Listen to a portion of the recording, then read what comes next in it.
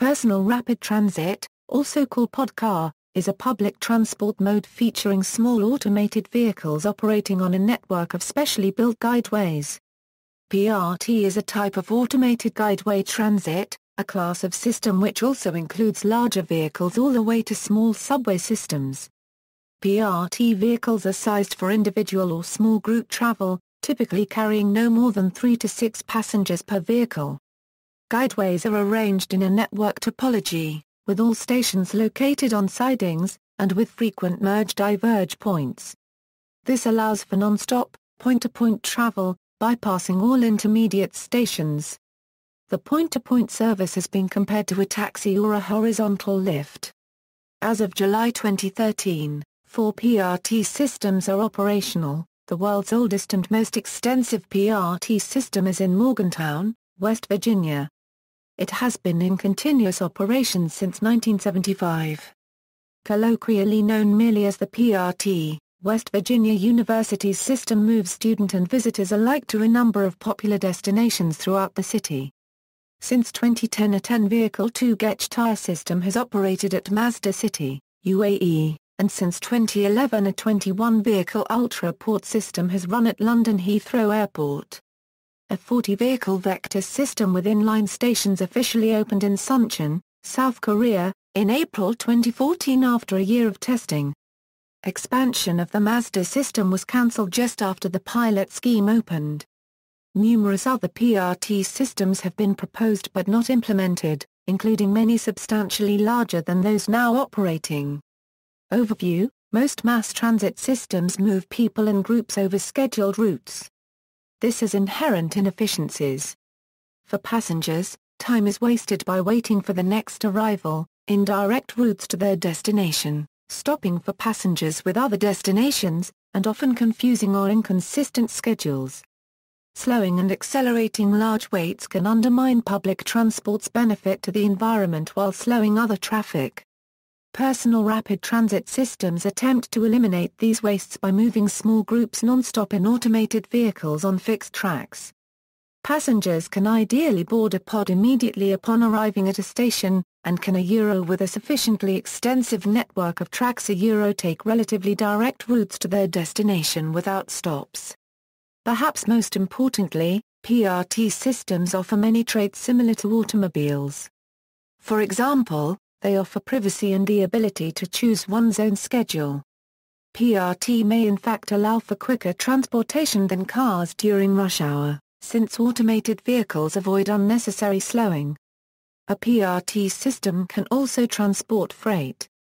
The low weight of PRT's small vehicles allows smaller guideways and support structures than mass transit systems like light rail.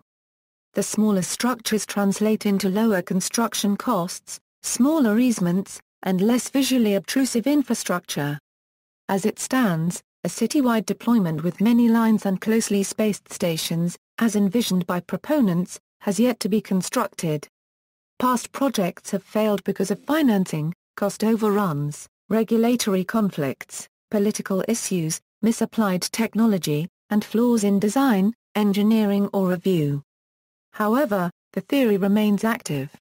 For example, from 2002 to 2005, the EDICT project, sponsored by the European Union, conducted a study on the feasibility of PRT in 4 European cities. The study involved 12 research organizations, and concluded that PRT would provide future cities a highly accessible, user-responsive, environmentally friendly transport system which offers a sustainable and economic solution. Could cover its operating costs, and provide a return which could pay for most, if not all, of its capital costs. Would provide a level of service which is superior to that available from conventional public transport. Would be well received by the public, both public transport and car users. The report also concluded that, despite these advantages, public authorities will not commit to building PRT because of the risks associated with being the first public implementation. The PORT acronym was introduced formally in 1978 by J. Edward Anderson. The Advanced Transit Association, a group which advocates the use of technological solutions to transit problems, compiled a definition in 1988 that can be seen here. List of operational ATN systems. Currently, 5 advanced transit network systems are operational, and several more are in the planning stage. List of automated transit network suppliers. The following list summarizes several well-known automated transit networks suppliers as of 2014. Revenue Service, Boeing, Ultra, 2GetAir, WGH, Vectus. Full Test Track, Moditrum, Intamin, Induct, Cabine Taxi. Mock-ups or scale models, Taxi 2000, Skicab, MoveMile, ECO Mobility, Cybertran, SHWEEB, TubeNet Transit Systems. Analyzed and stimulated, TriTrack, Skytran, PRT International, GTS Foundation, Guideways, Mr. Conceptus, SCISABS, Minnesota Port, JPODS, BM Design, Interstate Traveler, Flyway, AUF, ECOPRT, Skyride, APGM. Historical, CVS, Aramis, PRT 2000, Monocabaro MAG. History. Origins. Modern port concepts began around 1953 when Don Fichter, a city transportation planner, began research on PRT and alternative transportation methods. In 1964, Fichter published a book which proposed an automated public transit system for areas of medium to low population density. One of the key points made in the book was Fichter's belief that people would not leave their cars in favor of public transit unless the system offered flexibility and end-to-end transit times that were much better than existing systems. Flexibility and performance he felt only a PRT system could provide. Several other urban and transit planners also wrote on the topic and some early experimentation followed, but PRT remained relatively unknown. Around the same time, Edward Holtham was studying monorail systems. Holtham noticed that the time to start and stop a conventional large monorail train, like those of the Wuppertal-Schwebebahn, meant that a single line could only support between 20 and 40 vehicles an hour. In order to get reasonable passenger movements on such a system, the trains had to be large enough to carry hundreds of passengers. This, in turn, demanded large guideways that could support the weight of these large vehicles, driving up capital costs to the point where he considered them unattractive. Holtham turned his attention to developing a system that could operate with shorter timings, thereby allowing the individual cars to be smaller while preserving the same overall route capacity. Smaller cars would mean less weight at any given point, which meant smaller and less expensive guideways. To eliminate the backup at stations, the system used offline stations that allowed the mainline traffic to bypass the stopped vehicles. He designed the monocab system using 6 passenger cars suspended on wheels from an overhead guideway. Like most suspended systems, it suffered from the problem of difficult switching arrangements. Since the car rode on a rail, switching from one path to another required the rail to be moved, a slow process that limited the possible headways. UMTA is formed. By the late 1950s the problems with urban sprawl were becoming evident in the United States. When cities improved roads and the transit times were lowered, suburbs developed at ever-increasing distances from the city cores, and people moved out of the downtown areas. Lacking pollution control systems, the rapid rise in car ownership and the longer trips to and from work were causing significant air quality problems. Additionally, movement to the suburbs led to a flight of capital from the downtown areas, one cause of the rapid urban decay seen in the U.S. Mass transit systems were one way to combat these problems. Yet during this period, the federal government was feeding the problems by funding the development of the interstate highway system, while at the same time funding for mass transit was being rapidly scaled back. Public transit ridership in most cities plummeted. In 1962, President John F. Kennedy charged Congress with the task of addressing these problems. These plans came to fruition in 1964, when President Lyndon B. Johnson signed the Urban Mass Transportation Act of 1964 into law, thereby forming the Urban Mass Transportation Administration. the UMTA was set up to fund mass transit developments in the same fashion that the earlier Federal Aid Highway Act of 1956 had helped create the interstate highways. That is, the UMTA would help cover the capital costs of building out new infrastructure. PRT research starts equals, however, planners who were aware of the PRT concept were worried that building more systems based on existing technologies would not help the problem, as Fisher had earlier noted. Proponents suggested that systems would have to offer the flexibility of a car. The reason for the sad state of public transit is a very basic one: the transit systems just do not offer a service which will attract people away from their automobiles. Consequently, their patronage comes very largely from those who cannot drive either because they are too young, too old, or because they are too poor to own and operate an automobile. Look at it from the standpoint of a commuter who lives in a suburb and is trying to get to work in the central business district. If he is going to go by transit, a typical scenario might be the following: he must first walk to the closest bus stop, let us say a 5 or 10-minute walk, and then he may have to wait up to another 10 minutes, possibly in inclement weather, for the bus to arrive. When it arrives, he may have to stand unless he is lucky enough to find a seat. The bus will be caught up in street congestion and move slowly, and it will make many stops completely unrelated to his trip objective. The bus may then let him off at a terminal to a suburban train. Again he must wait, and, after boarding the train, again experience a number of stops on the way to the CBD, and possibly again he may have to stand in the aisle. He will get off at the station most convenient to his destination and possibly have to transfer again onto a distribution system. It is no wonder that in those cities where ample inexpensive parking is available, most of those who can drive do drive. In 1966, the United States Department of Housing and Urban Development was asked to undertake a project to study new systems of urban transportation that will carry people and goods speedily, safely, without polluting the air, and in a manner that will contribute to sound city planning.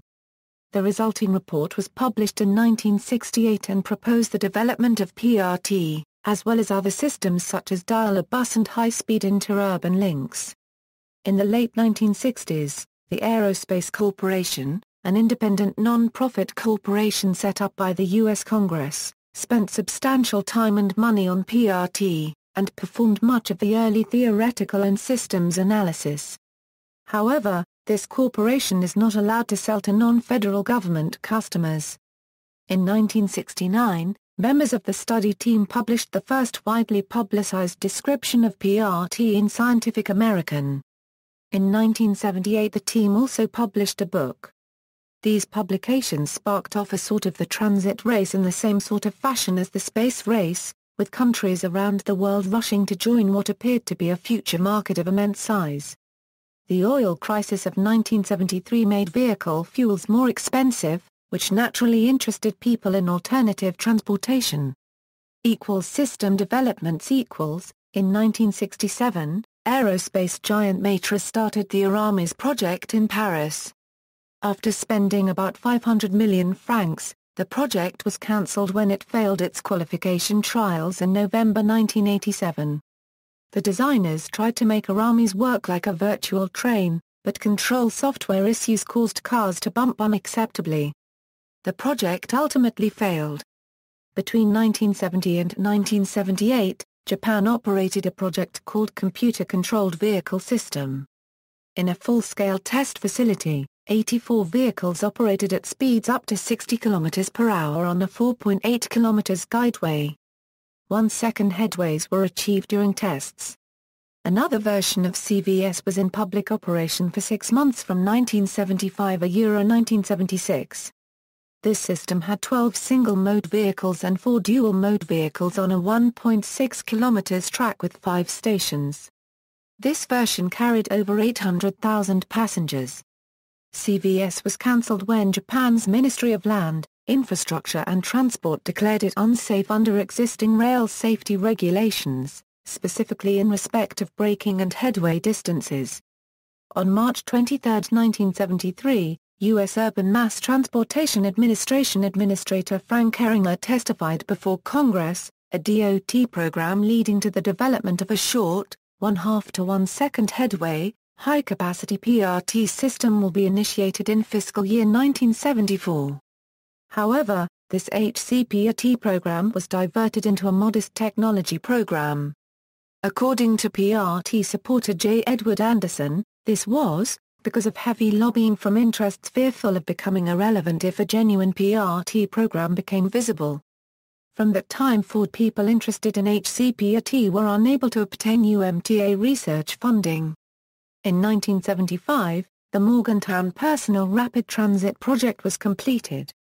It has 5 offline stations that enable non-stop, individually programmed trips along an 8.7-mile track serviced by a fleet of 71 cars. This is a crucial characteristic of PRT. However, it is not considered a PRT system because its vehicles are too heavy and carry too many people. When it carries many people, it operates in a point-to-point fashion, instead of running like an automated people mover from one end of the line to the other.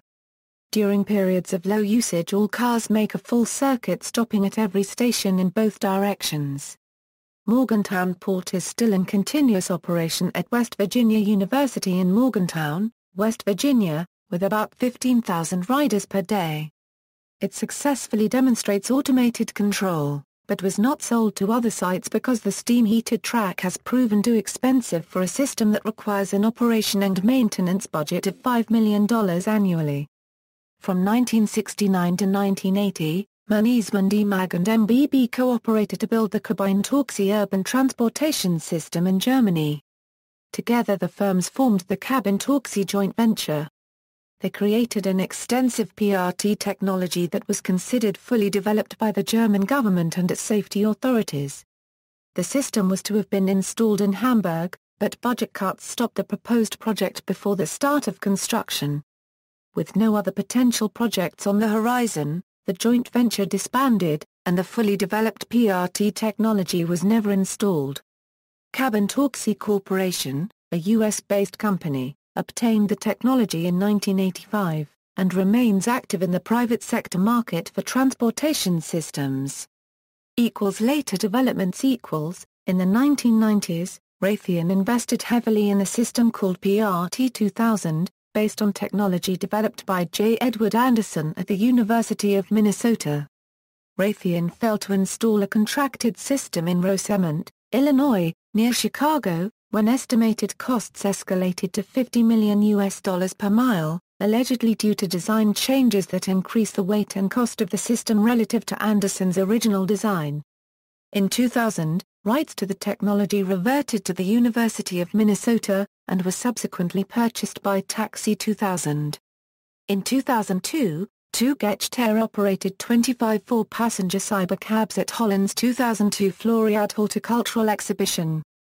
These transported passengers along a track spiraling up to the summit of Big Spotters Hill. The track was approximately 600 meters long and featured only 2 stations. The 6-month operations were intended to research the public acceptance of PRT-like systems. The cybercab as designed for the exhibition was very open. It was comparable to a neighborhood electric vehicle, except it steered itself using magnetic guidance points embedded in the pavement. Ford Research proposed a dual-mode system called Prism. It would use public guideways with privately purchased but certified dual-mode vehicles. The vehicles would weigh less than 600 kilograms. Most energy use occurs on highways, so small, elevated guideways would inductively power highway use and recharge batteries for off-guideway use. Central computers could do routing. In January 2003, the prototype Ultra system in Cardiff, Wales, was certified to carry passengers by the UK Railway Inspectorate on a 1-kilometre test track. Ultra was selected in October 2005 by BAA plc for London's Heathrow Airport. Since May 2011, a 3-station system has been opened to the public, transporting passengers from a remote parking lot to Terminal 5. In May 2013, Heathrow Airport Limited included in its draft 5-year master plan a scheme to use the PRT system to connect Terminal 2 and Terminal 3 to their respective business car parks. The proposal was not included in the final plan due to spending priority given to other capital projects and has been deferred. In June 2006, a Korean-Swedish consortium, Vectors Limited, started constructing a 400m test track in Uppsala, Sweden. This test system was presented at the 2007 Podcar City Conference in Uppsala. A 40-vehicle, 2-station, 4.46 km system called SkyCube was opened in Suncheon, South Korea, in April 2014. The Vectors project was based on the Fornebu-Oslo Port project. At the time, the urban development area around Telenor's new headquarters was subject to intense debates as to various more or less innovative public transport systems. The idea of a PRT came up as a possible local solution as well as a business opportunity. In 2000, the Fornebu-Oslo Port project started as a part of an internal educational exercise within ICT strategy innovation within Telenor ASA, a major ICT corporation. As the poster shows, the student project was later transformed into a fast-working concept, technology and business development project with various industry partners and a project group of around 10. The Korean steel company POSCO joined in, and developed the project further in Uppsala, Sweden, in part through new partners, but with all essential elements from the Fornebu-Oslo Port project, as further industrial or governmental support found in the Oslo area vanished. The poster describes the consortium and main results from the Oslo Port project period. Key persons in this concept development phase were, as to technology and operational features development, Enmar Andresen, GAR Paragraph Tuborg, Sweden. Jan Orson, Independent Traffic Planner, Oslo. Alan Forster, Force Limited, Great Britain. And Andrew Howard, HWG Limited, Great Britain. Beyond the general conceptual description, the ICT systems were developed by Noventus AB and others at later stages. In 2007, the Polish port system MISTA was prototyped, and permission was given to install it in 2 Polish cities.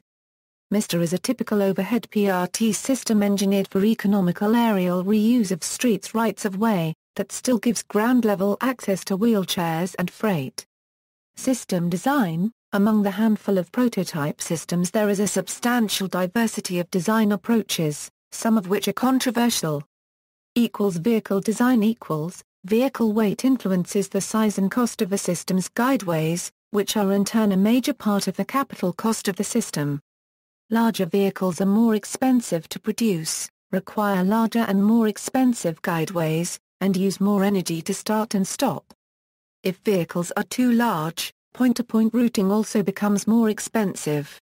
Against this, smaller vehicles have more surface area per passenger, and larger motors are generally more efficient than smaller ones.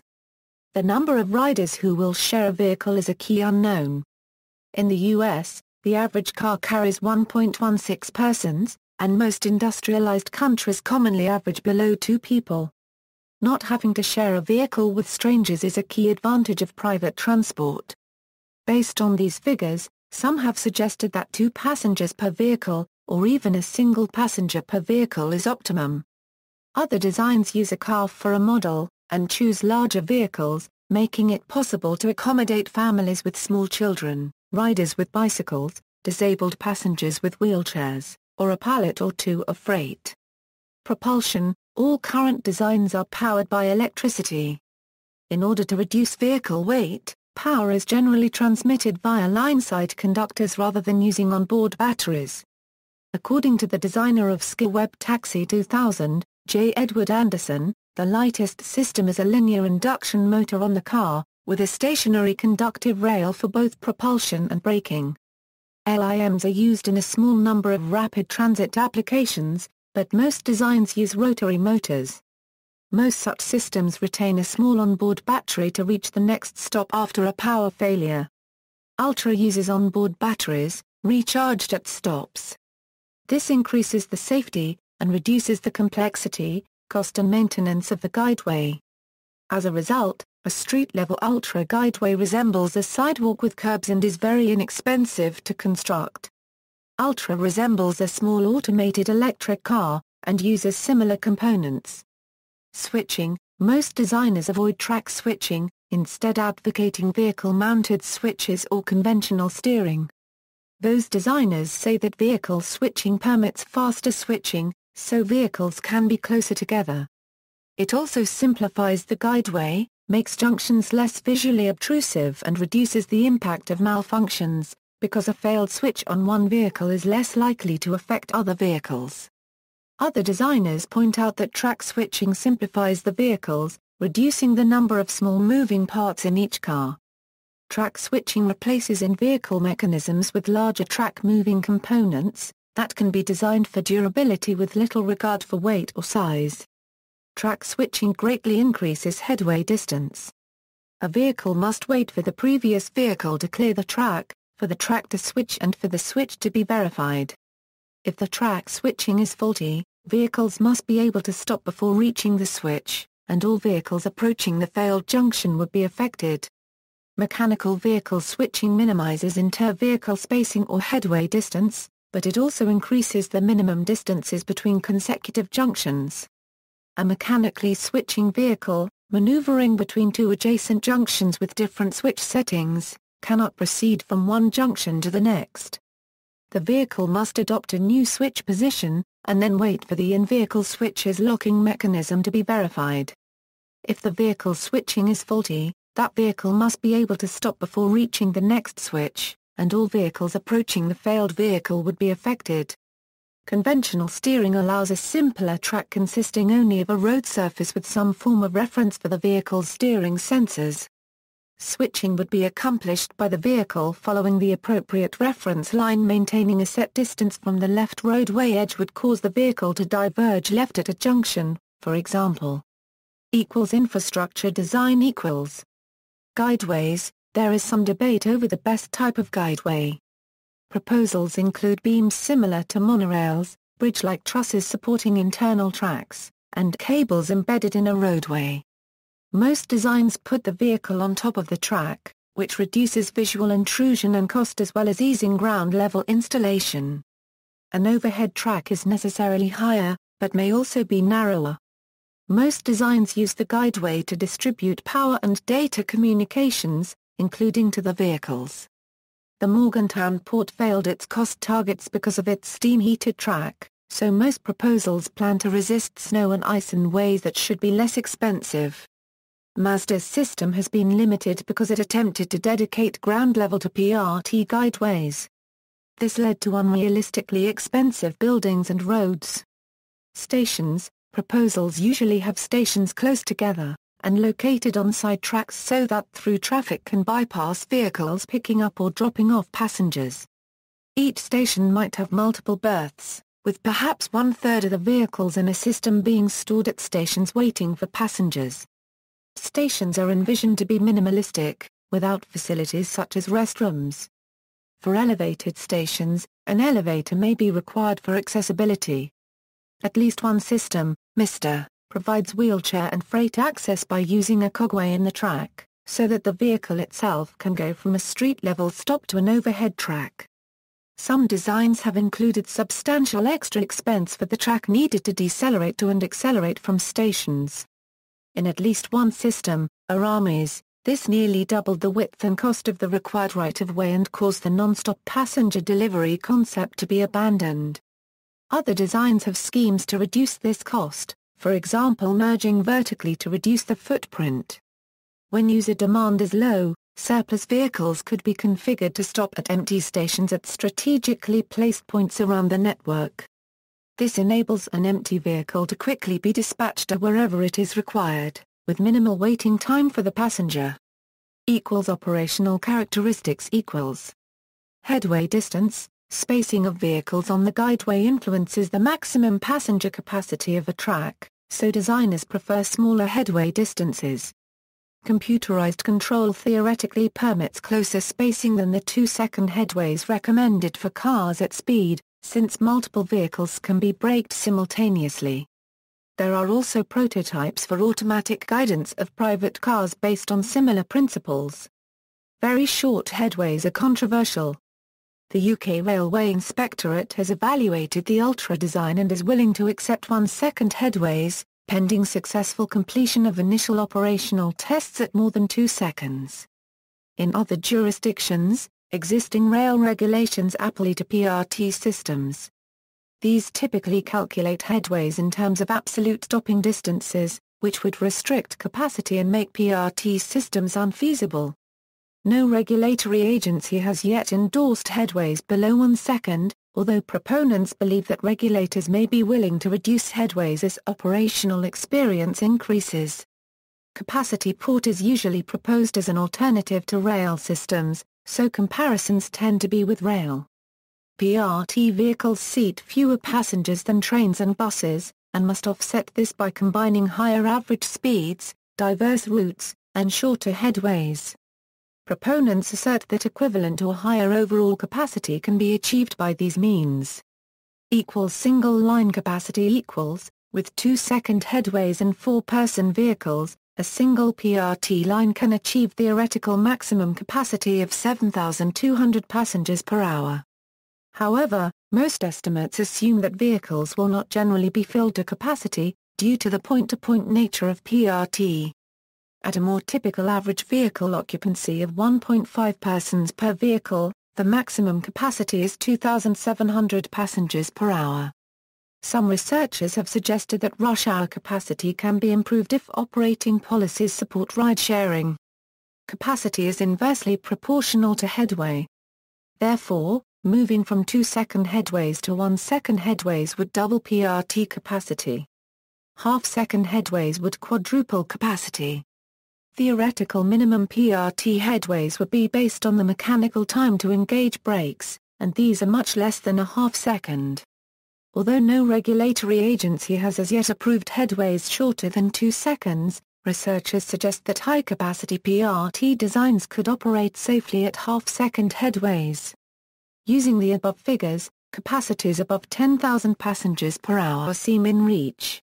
In simulations of rush hour or high-traffic events, about 1/3 of vehicles on the Guideway need to travel empty to resupply stations with vehicles in order to minimize response time. This is analogous to trains and buses traveling nearly empty on the return trip to pick up more rush-hour passengers. Grade-separated light rail systems can move 15,000 passengers per hour on a fixed route, but these are usually fully grade-separated systems. Street-level systems typically move up to 7,500 passengers per hour. Heavy rail subways can move 50,000 passengers per hour. As with PRT, these estimates depend on having enough trains. Neither light nor heavy rail scales well for off-peak operation. Networked port capacity the above discussion compares line or corridor capacity and may therefore not be relevant for a networked PRT system, where several parallel lines carry traffic. In addition, Muller estimated that while PRT may need more than one guideway to match the capacity of a conventional system, the capital cost of the multiple guideways may still be less than that of the single guideway conventional system. Thus comparisons of line capacity should also consider the cost per line. PRT systems should require much less horizontal space than existing metro systems, with individual cars being typically around 50% as wide for side-by-side seating configurations, and less than 33% as wide for single-file configurations. This is an important factor in densely populated, high-traffic areas. Travel speed: for a given peak speed, nonstop journeys are about 3 times as fast as those with intermediate stops. This is not just because of the time for starting and stopping. Scheduled vehicles are also slowed by boardings and exits for multiple destinations. Therefore, a given PRT seat transports about 3 times as many passenger miles per day as a seat performing scheduled stops. So port should also reduce the number of needed seats threefold for a given number of passenger miles. While a few PRT designs have operating speeds of 100 km per hour, and one as high as 241 km per hour, most are in the region of 40–70 km per hour. Rail systems generally have higher maximum speeds, typically 90–130 km per hour and sometimes well in excess of 160 km per hour, but average travel speed is reduced about threefold by scheduled stops and passenger transfers. Ridership attraction: if port designs deliver the claimed benefit of being substantially faster than cars in areas with heavy traffic, Simulations suggest that PRT could attract many more car drivers than other public transit systems. Standard mass transit simulations accurately predict that 2% of trips will switch to trains. Similar methods predict that 11% to 57% of trips would switch to PRT, depending on its costs and delays.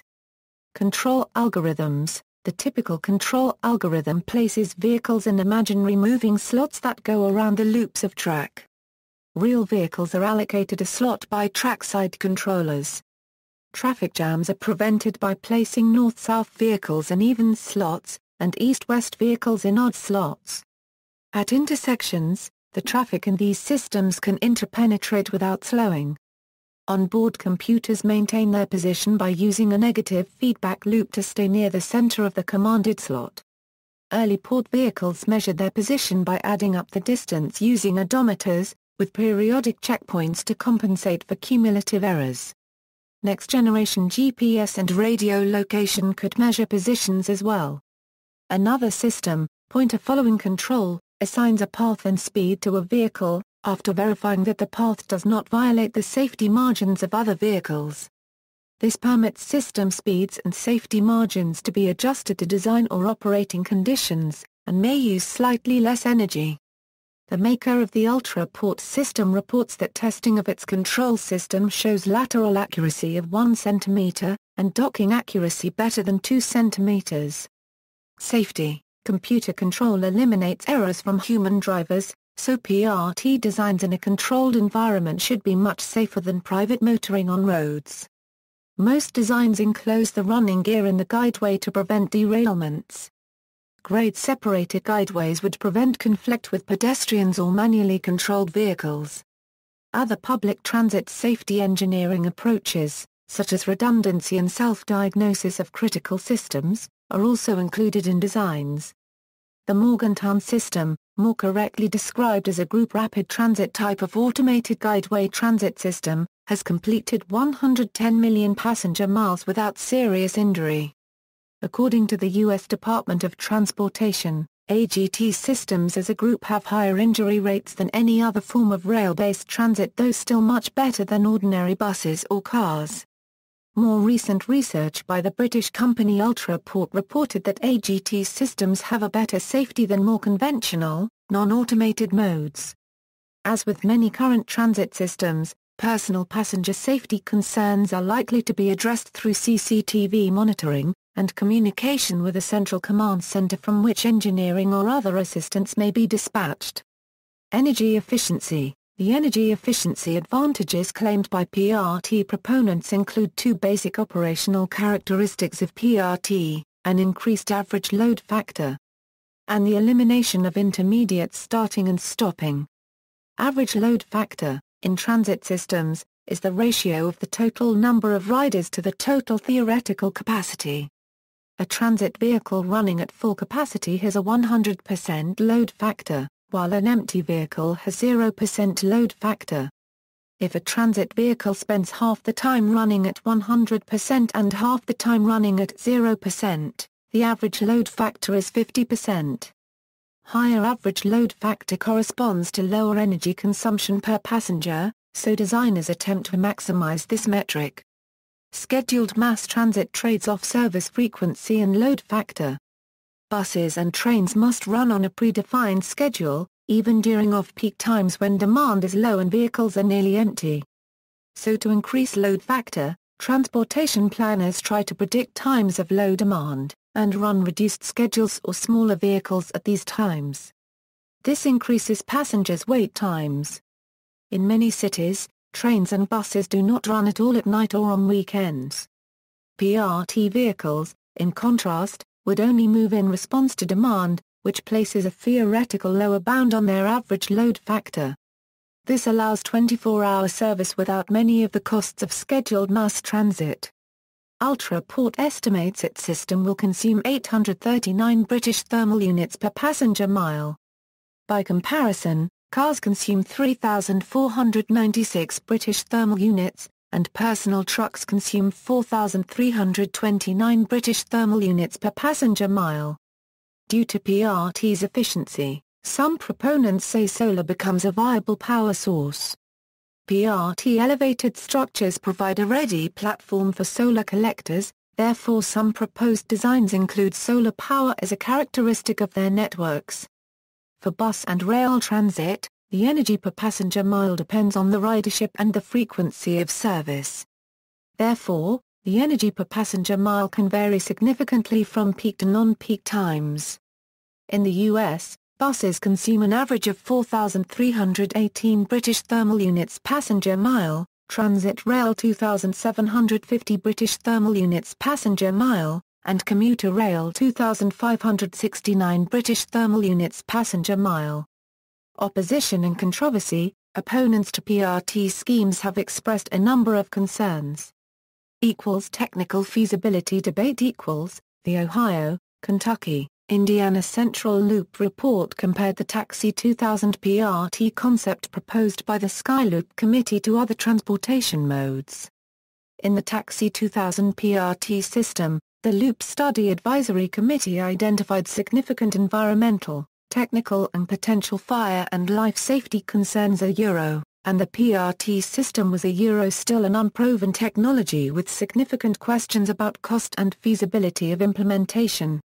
Skyloop contested this conclusion, arguing that Parsons Brinckerhoff changed several aspects of the system design without consulting with Taxi 2000, then rejected this modified design. Despite the report's concerns regarding the implementation obstacles of PRT, the report did conclude that compared to the other alternatives, PRT offered the most acceptable point-to-point travel times, the most reliable service levels, the highest level of frequency of service and geography coverage, and was most able to maintain schedule.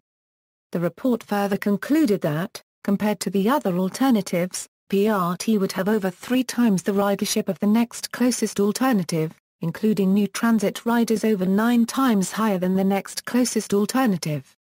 Vukan Avalik, professor of transportation engineering at the University of Pennsylvania and a proponent of traditional forms of transit, has stated his belief that the combination of small vehicles and expensive guideway makes it highly impractical in both cities and suburbs. According to Avalik, the PRT concept combines 2 mutually incompatible elements of these 2 systems, very small vehicles with complicated guideways and stations. Thus, in central cities, where heavy travel volumes could justify investment in guideways, vehicles would be far too small to meet the demand.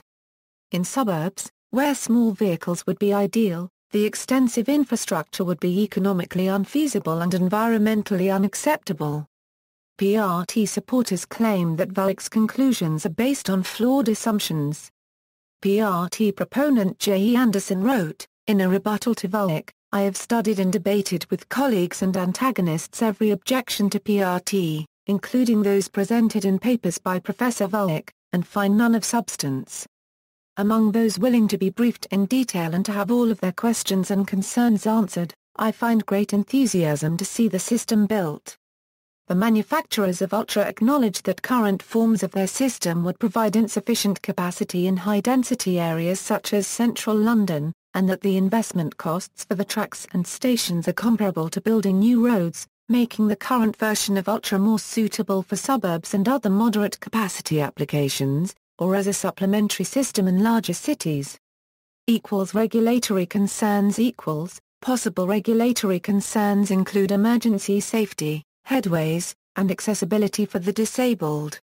Many jurisdictions regulate PRT systems as if they were trains. At least one successful prototype, CVS, failed deployment because it could not obtain permits from regulators. Several port systems have been proposed for California, but the California Public Utilities Commission states that its rail regulations apply to PRT, and these require railway-sized headways. The degree to which CPUC would hold PRT to light rail, and rail fixed guideway safety standards is not clear because it can grant particular exemptions and revise regulations. Other forms of automated transit have been approved for use in California, notably the AirTrain system at SFO. CPUC decided not to require compliance with General Order 143B since AirTrain has no onboard operators. They did require compliance with General Order 164D, which mandates a safety and security plan, as well as periodic on-site visits by an oversight committee. If safety or access considerations require the addition of walkways, ladders, platforms or other emergency disabled access to or egress from PRT guideways, the size of the guideway may be increased.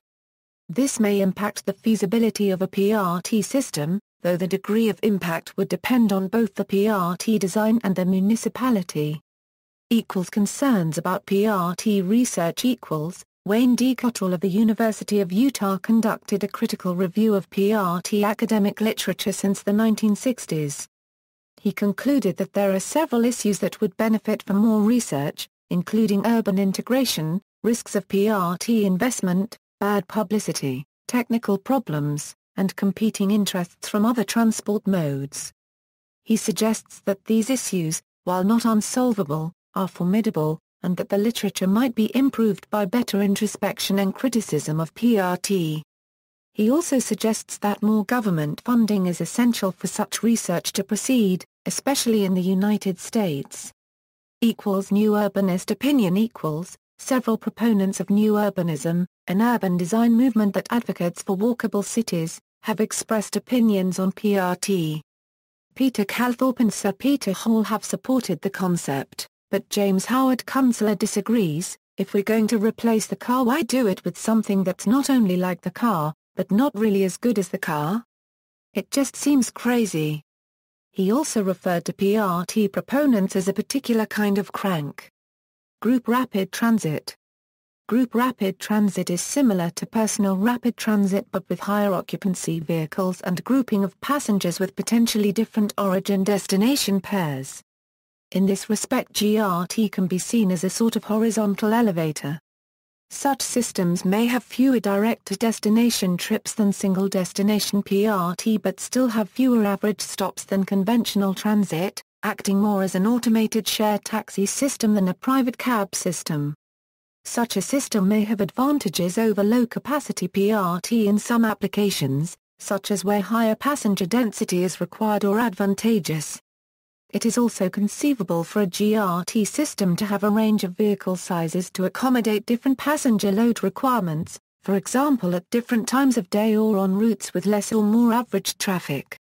Such a system may constitute an optimal surface transportation routing solution in terms of balancing trip time and convenience with resource efficiency. GRT has principally been proposed as a corridor service, where it can potentially provide a travel time improvement over conventional rail or bus and can also interface with PRT systems. However, GRT's necessary grouping of passengers makes it much less attractive in applications with lower passenger density or where few origin-destination pairs are shared among passengers. Automated transit networks is an umbrella term for GRT and PRT. While they have long been considered separate systems, Vectas is developing GRT vehicles formed by combining multiple PRT vehicles.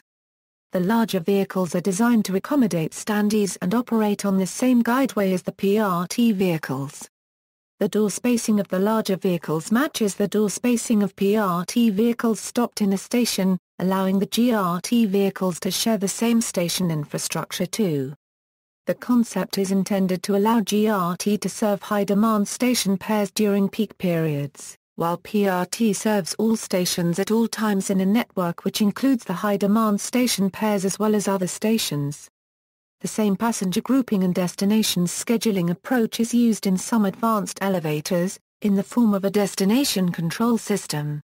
See also, Duke University Medical Center Patient Rapid Transit, a permanently discontinued personal rapid transit system, Slope Car.